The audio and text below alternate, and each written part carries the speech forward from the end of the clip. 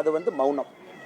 இன்னைக்கு அவங்கெல்லாம் பணம் கேட்டு எங்களை பிளாக்மெயில் பண்ணாங்க, அதனால நாங்கள் ஒரு இன்னொரு செக்ஷனை போட்டு இந்த ரிப்போர்ட்டர் தூக்கி உள்ள வைக்கட்டுமா அப்படிங்கிற ஒரு நெரேட்டிவும் செட் பண்ணுறதுக்கு ஒரு கும்பல் கிளம்பி இருக்கு. இதெல்லாம் தமிழக முதலமைச்சர் நேரடியாக தலையிடணும், இதையெல்லாம் முளையிலே கிள்ளி எறியணும். அவருடைய கட்சி எம்எல்ஏவின் மீது அவர் நடவடிக்கை எடுத்தார்னா தமிழகத்தில் சட்டம் ஒழுங்கு இருக்குன்னு நம்ம நம்பலாம்.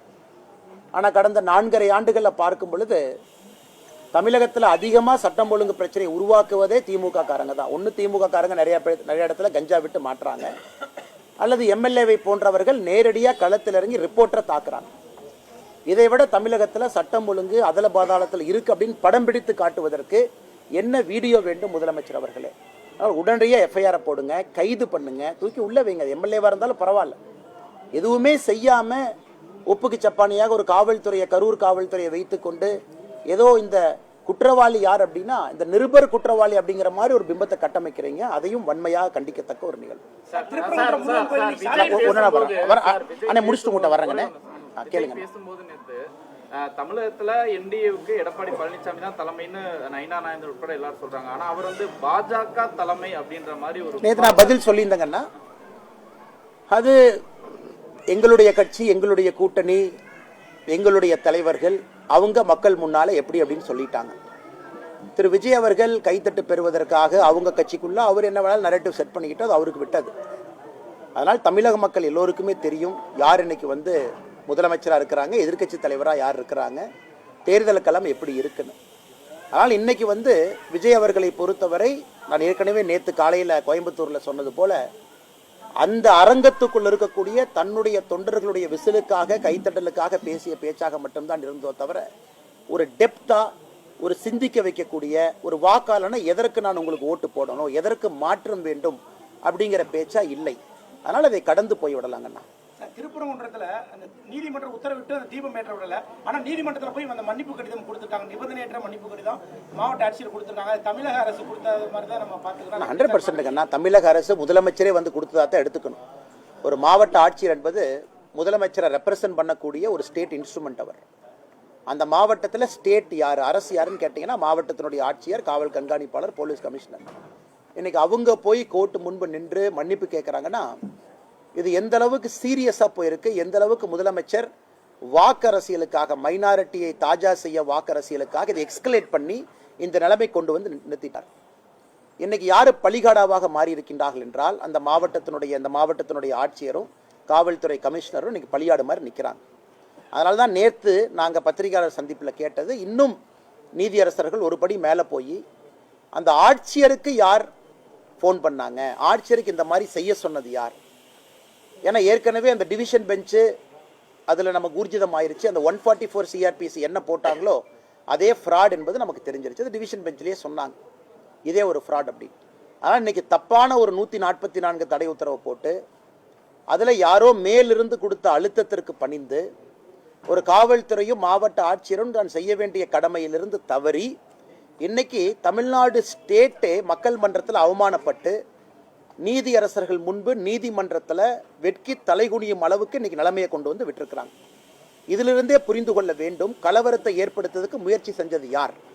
பழிய வந்து இன்னைக்கு நம்முடைய கட்சியின் மீது, நம்முடைய தோழர்கள் மீது, சகோதரர்கள் மீது போடுறாங்க. இன்னைக்கு வெட்ட வெளிச்சமாக நீதிமன்றத்தில் தமிழக மக்களுக்கு எல்லாம் தெரிஞ்சிருச்சு இந்த திருப்பரங்குன்றம் பிரச்சனையை உருவாக்கியதே திராவிட முன்னேற்ற கழகம் தலைமையிலான அரசு. காரணம் எதற்காக? வாக்கு அரசியலுக்காக, ஓட்டு அரசியலுக்காக.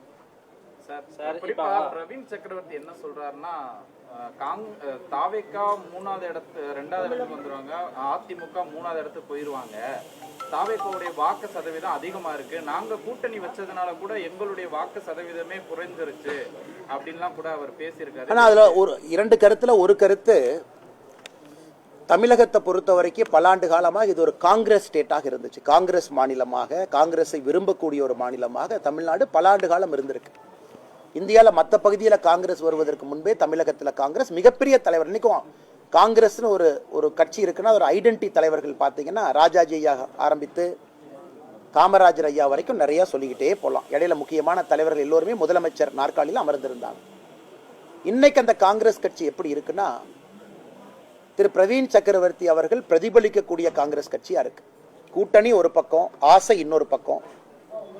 டெல்லியை பார்த்துக்கிட்டு இருக்கிறாங்க. டெல்லியிலிருந்து வரக்கூடிய தலைவர்களுடைய எண்ணம் வேறு மாதிரி இருக்கு, காங்கிரஸ் கட்சியினுடைய எண்ணம் வேறு மாதிரி இருக்கு.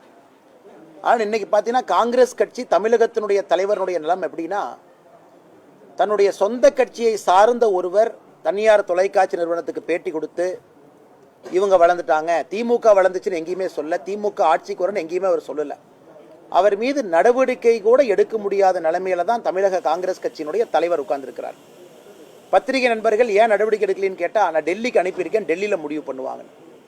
அதாவது ஒரு கட்சியில ஒரு தொண்டனின் மீது ஒரு நடவடிக்கை எடுக்க கூட முடியாத ஒரு மாநில தலைவராக இருக்கக்கூடிய காங்கிரஸ் கட்சி இன்னைக்கு எதற்கும் டெல்லியை பார்த்து எதிர்பார்த்து கொண்டிருக்கின்றார்கள். இந்த ஒரு காரணத்துக்காகத்தான் காங்கிரஸ் அழிஞ்சிச்சு. தமிழகத்தில் இருந்த பவரை தூக்கி டெல்லியில கொடுத்தாங்க. கர்ம வீரர் காமராஜரை எப்படி இங்க ஆட்சியை நடத்தினாங்க.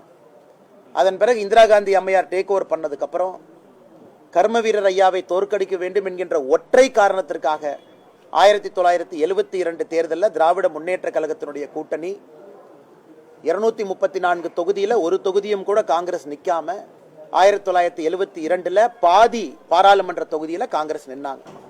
அன்னைக்கு ஆரம்பிச்ச வீழ்ச்சி காங்கிரஸ் இங்க இருக்கு. நான் காங்கிரஸ் கட்சியை பத்தி கமெண்ட்ரி கொடுக்க வேலை என் வேலை இல்லைங்கண்ணா. ஆனால் நிச்சயமாக காங்கிரஸ் கட்சியினுடைய வீழ்ச்சி தமிழகத்தில். ஆனா இன்னும் அவங்க பாருங்க 63 சீட் காங்கிரஸ் நின்னாங்க 2011. அதன் பிறகு 40 சில்லற சீட்டுக்கு வந்தாங்க. அதன் பிறகு 25 சீட்டுக்கு வந்துட்டாங்க. ஸோ 60 சீட்ல நின்ன ஒரு கட்சி அதே திமுக கூட்டணியில வெறும் 10 ஆண்டுகள்ல இன்னைக்கு 25 சீட்ல வந்து நிக்குது. ஆனாலும் காங்கிரஸ் கட்சி இன்னைக்கு பேசும் பொருளா இருக்கு. காரணம், தேவையில்லாம பிரதமர் மீது வைக்கக்கூடிய அவதூறான பேச்சுக்கள் எல்லாம், பாராளுமன்றத்தில் ராகுல் காந்தி அவர்கள் செய்யக்கூடிய சில தேவையில்லாத விஷயங்கள் எல்லாம். அதனால இன்னைக்கும் பிரவீன் சக்கரவர்த்தி அவங்க சொல்றத சொந்த கருத்துன்னு தான் காங்கிரஸ் சொல்ல போறாங்க. அவர் சொந்த கருத்துங்க, ஆனா கேட்டா all India data analytics wing head அப்படிம்பாங்க. அதனால இது காங்கிரஸ் கட்சிக்கான பிரச்சனை.